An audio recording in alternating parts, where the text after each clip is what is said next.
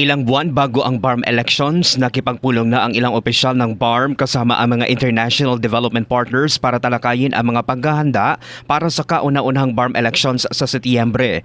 Ang Bangsamoro Planning and Development Authority ang nanguna sa pulong kasama ang 28 pang mga government agencies at international partners. Sinabi ng pro-BAR officials na kabilang sa kanilang mahigpit na babantayan ay ang 3,465 na polling precincts sa buong rehiyon at ang 1.8 milyon na mga registered voters na boboto sa September 14 elections. Habang ang mga representative naman mula sa Western Mindanao Command ay nagsabi na patuloy ang kanilang coordination efforts para maiwasan ang election violence, pinalakas ang community engagement at ang monitoring sa mga threat groups. Napansin din ng militar ang pagbaba sa mga crime activities ng mga threat groups nitong nakalipas na mga buwan.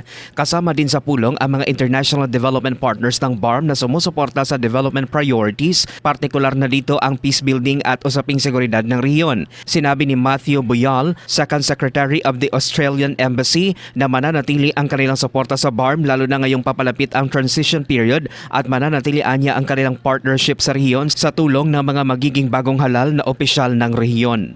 Mark Atenitay ko, NDBC Bida Balita.